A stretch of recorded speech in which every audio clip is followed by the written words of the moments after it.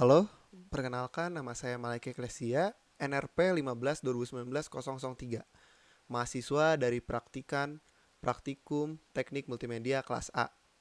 Di sini saya akan menjelaskan mengenai hasil dari tugas pada pertemuan ke-8 yang dimana di sini adalah ditugaskan untuk membuat objek 3D di dalam aplikasi Blender. Nah, pada pertemuan kali ini eh, modul yang akan dibahas itu adalah A1, A2, B1, dan B2. Nah, untuk tugasnya itu adalah di sini adalah eh, dibuatkannya model 3D mug atau gelas. Lalu ada juga di atasnya itu adalah piring gelas, lalu dan meja. Nah, seperti yang dapat dilihat di sini itu adalah telah dibuatkan objek 3D meja. Nah, meja di sini adalah hasil pembentukan dari sebuah model atau shape berupa silinder yang dimana itu dilakukan scaling dan juga perubahan size pada silinder yang tadi udah dibuat. Nah, tidak hanya itu, sebuah silinder ini juga diberikan model modifier ini, tools modifier ini, yang dimana seperti seperti nantinya itu adalah metallic, base color, dan lainnya.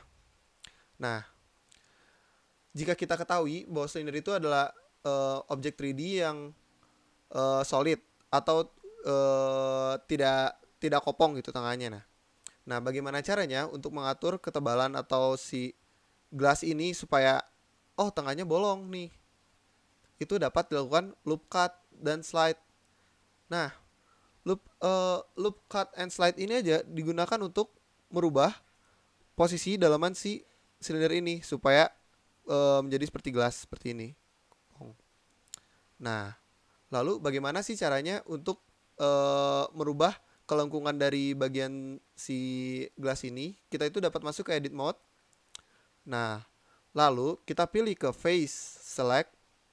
Nah, udah pilih kita bisa mencet Ctrl R. Nah, fungsi dari Ctrl R ini adalah untuk membentuk sebuah vertex yang dimana vertex ini adalah sebuah garis yang akan mempermudah kita dalam melakukan perubahan scaling pada gelas ini atau si objek. Nah, ini secara X, Y. Nah, ini bisa ditekan seperti itu. Nah, kurang lebih seperti itu ya. Dan juga ini gelas juga itu tidak jauh berbeda dengan fungsi itu melalui eh, yang tadi itu melalui silinder tapi ditipiskan seperti itu. Lalu dan ini ada gelas, ada meja. Nah, meja di sini itu dibuat eh, berasal dari objek balok yang dimana balok itu diberikan ketipisan setipis ini. Lalu bagaimana sih untuk membentuk kaki-kakinya?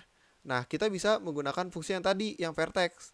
Nah, dibuatkan ya vertex eh, si meja itu seperti ini untuk memberikan kaki-kakinya. Nah, kita sudah berikan kaki-kakinya, sudah terlihat.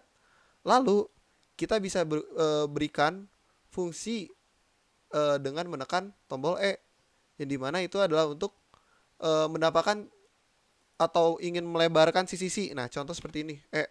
Nah, kita bisa seperti ini ya. Itu untuk memberikan fungsi dari si kakinya, seperti itu. Nah, tidak hanya itu, di dalam Blender itu sendiri terdapat fungsi yang dimana itu bisa seperti kita tuh memberikan uh, surface-nya itu mau seperti apa, si material dari barangnya itu apa, terus base color-nya apa, dia tuh tingkat dari metaliknya itu mau berapa persen atau berapa, terus roughness itu tuh ketajamannya dan lainnya. Nah, yang dimana itu seperti pada tugas pertemuan kali ini itu uh, disuruh dijelaskan untuk base color. Nah, mana base color ini seperti yang dilihat pada prinsipal BSDF ini, base color itu digunakan untuk mengubah warna dasar suatu objek. Nah, warna dasarnya nih.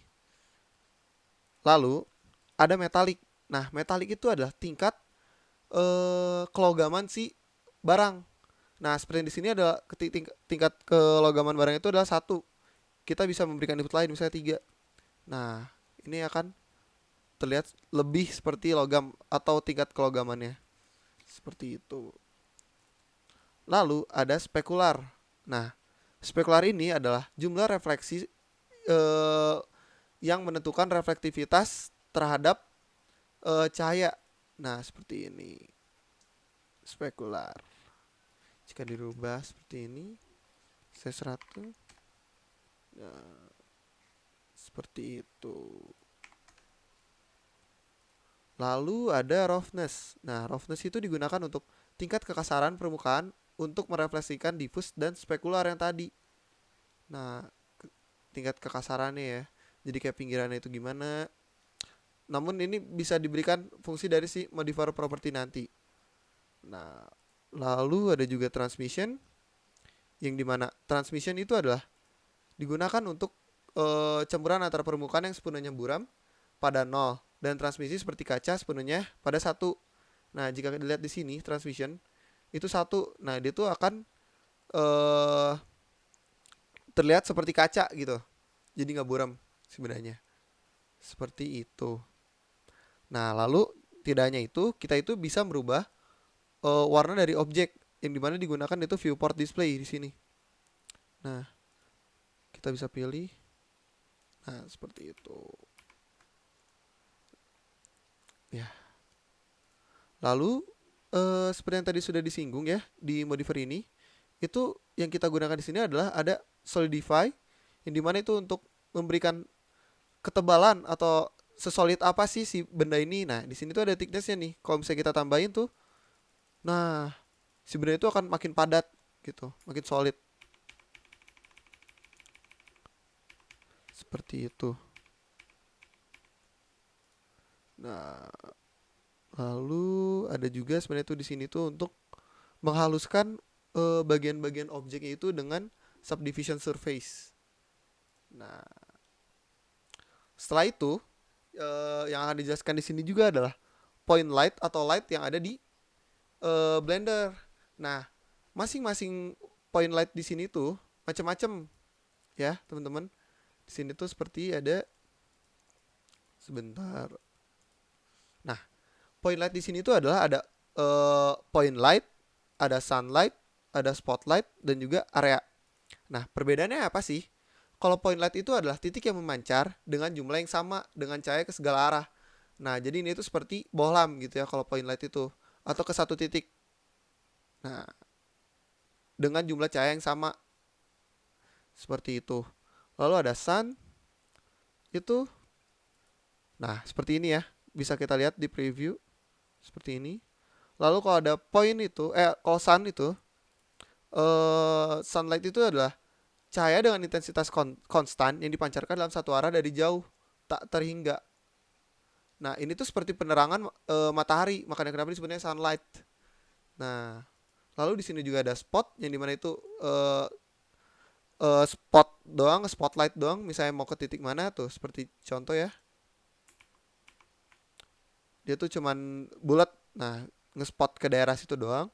Dan juga ada area yang dimana perbedaannya area dengan sun tadi adalah cahaya yang disimulasikan ke permukaan, yang dimana itu seperti ada TV, lampu neon, jendela, langit, dan lainnya seperti itu.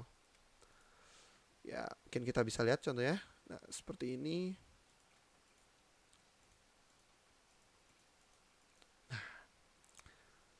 Ya, mungkin sekian dari saya. Mohon maaf bila ada penjelasan yang kurang ataupun kata-kata yang kurang berkenan. Terima kasih.